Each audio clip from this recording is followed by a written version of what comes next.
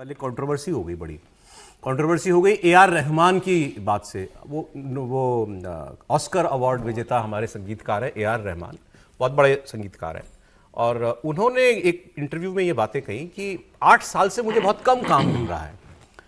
फिर उन्होंने कहा, इसकी जो वजह उन्होंने बताई उस पर हुआ विवाद।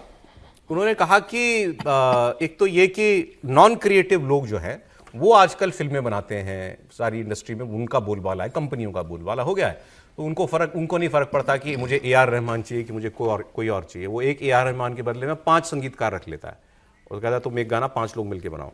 लेकिन इसके साथ साथ उन्होंने कहा एक वजह तो ये है, दूसरा इसमें कुछ कम्युनल एंगल भी है। यहां हुआ विवाद जब उन्होंने कहा कुछ कम्युनल एंगल भी है। बहुत डिटेल में नहीं गए लेकिन इतना बोले, उनके कहने का मतलब यह था कि मुसलमान हूं क्या इसीलिए मुझे काम मिलना बंद हो गया, ऐसा मैं बातें सुनता हूं। मैंने सामने तो नहीं देखा लेकिन मैं ऐसी बातें सुनता हूं कि इंडस्ट्री में अब धर्म जो है देखकर काम दिया जाने लगा है, ऐसा उनका आशय था। तो इस पर खूब विवाद हुआ। जावेद अख्तर बोले मैं तो इसी इंडस्ट्री से हूं, बॉलीवुड में कहीं कोई धर्म भरम वाली बात नहीं है, यहां तो केवल जो फनकार है वो फनकार है, जो अच्छा काम कर सकता है उसी को लोग मौका देते। तो ए आर रहमान से अच्छा काम तो कौन करता है, लेकिन वो कह रहे हैं मुझे 8-10 साल से काम ही नहीं मिल रहा। शोभा डे मशहूर लेखिका हैं, ऑथर हैं, उन्होंने भी इस पर बयान दिया। वो मुंबई में रहती हैं और वो बहुत बॉलीवुड को बहुत नज़दीक से जानती हैं।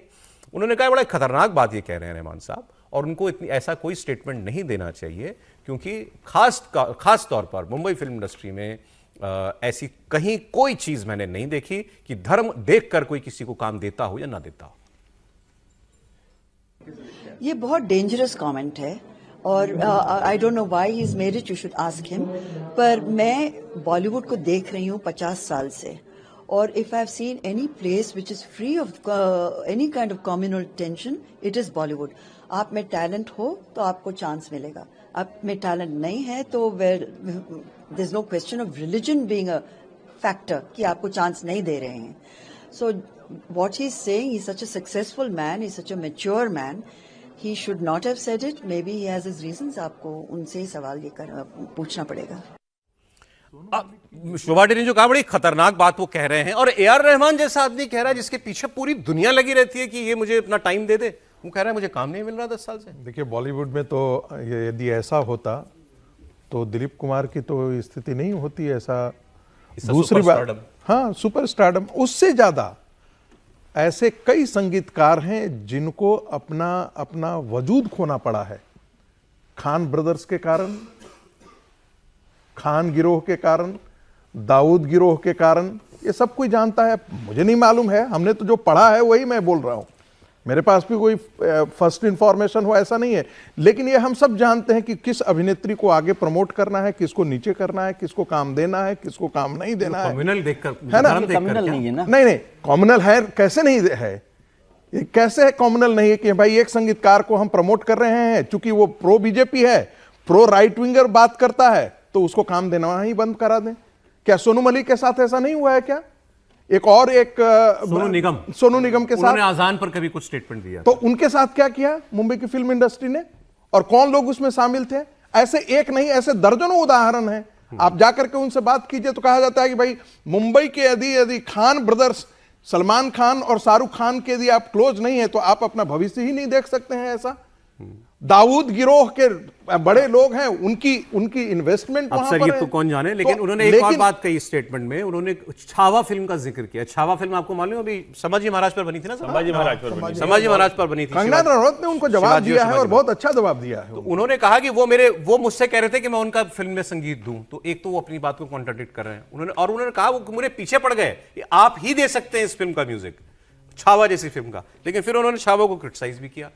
उन्होंने कहा कि ये बिल्कुल एक प्रोपेगेंडा फिल्म थी और ये बड़ी खतरनाक चीज़ें हो रही हैं हमारी इंडस्ट्री के अंदर, ऐसी फिल्में जो बन रही हैं कि भाई खलनायक जहाँ दिखाएंगे तो फिर वो उसमें उर्दू अरबी के शब्द डालना, तो मतलब बिल्कुल वो एक स्टीरियोटाइप करने की कोशिश की जाती है मुस्लिम समाज को, ऐसी फिल्में बन रही हैं देश में।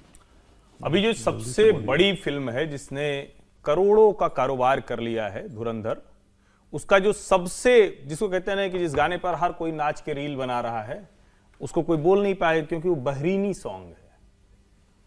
भारत का उर्दू, हिंदी, अंग्रेजी, फारसी सब छोड़ दी, बहरीनी सॉन्ग है, एक रैपर का सॉन्ग है वो, जिसको उसमें डाला गया है। इसका सीधा सा मतलब है, मैं भी खुश हूं, तुम भी खुश रहो, मैं भी मस्त हूं, तुम भी मस्त रहो, मेरे पास आओ, मतलब कुछ उस तरह का है उसका। लेकिन उसकी जो बोल है वो तो हम लोग बोल भी नहीं पाएंगे। अब ये मैंने क्यों बताया? क्योंकि रहमान बेईमान है, बड़ा बेईमान है। इतना बड़ा बेईमान रहमान निकलेगा, ये कल्पना नहीं की जा सकती थी। जिस देश में हर कोई खड़ा हो जाता है मां तुझे सलाम गाते हुए, उसमें ये बेईमान ये बात कर रहा है। अजहरुद्दीन आमिर खान से लेकर ए आर रहमान तक, जब इनका कुछ लगेगा कि अब कुछ नहीं करना है तो प्रोपेगेंडा करे। किसी की बीवी कहती है भारत छोड़ के चले जाए, किसी को कहा जाए कि हमको क्रिकेट में नहीं खेलने दिया गया जो खुद कैप्टन रहा हो। जिस आदमी को दुनिया भर में भारत की म्यूजिशियन की वजह से प्रतिष्ठा मिले, वो बेईमानी कर रहा है। ये रहमान बेईमान है। कम्युनल होना उसका दूसरा पक्ष है, क्योंकि इनको जब कुछ नहीं सूझता है तो यही बात करते हैं। ठीक है। और क्या फिल्म इंडस्ट्री में क्या मुस्लिम है उनको आज उनको काम नहीं मिल रहा है, या आज वो मजे नहीं कर रहे? और इसी में एक और चीज जोड़ दूं, फराह खान तो यूट्यूब पे वीडियो बनाकर, मतलब मुझे कहना चाहिए मैं तो बड़ा प्रशंसक हूं फराह खान का। वो तो एक ग्रुप चलता था शाहरुख खान फराह वो सब, लेकिन वो तो यूट्यूब पे करेगी इतना तो मैंने किसको नहीं मिल रहा कमाया। काम फिर? लेकिन रहमान बेईमान। अच्छा चलिए, अच्छा ठीक है।